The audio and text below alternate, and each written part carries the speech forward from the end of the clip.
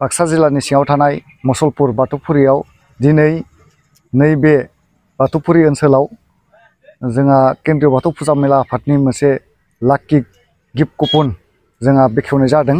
बे बेखेवनाय थांखियानो जाबाय जोंहा देग्लाय जोंनि बे बाथौ फुजा मेलाया फैयै फैयै देग्लाय 50 बोसोर एबा सनाथि फोरबोमा जागोन। बेखौ फैगौ 23 जानुवारि 2022 इंराजिनिफ्राय 3 फेब्रुवारि 2022 इंराजि खालारसिम 12 साननि थाखाय जोङो हाबाफारिखौ लादों आरो बेवहायनो जोबथि दिन 3 फेब्रुवारियाव जोंनि बे लाक्की गिफ्ट कुपननि जों खेलाखौ होनाय जागोन आरो बेवहाय जोंहा मोनजि बान्था होनाय जादों। गिबि बान्था महरै जोंहा दङ अडि आरो नैथि बान्था महेन्द्र थर एल्ट' बलेन' बायदि बायदि जोंहा गोबां प्राइजफोर दङ।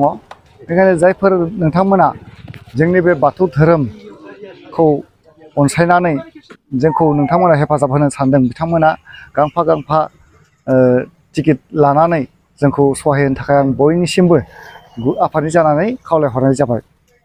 हागोन बेयाव अनलाइन बे टिकेटखौ अनलाइननि जोहैबो बुक खालामनो थाखाय जा सुबिदा होनाय जादों।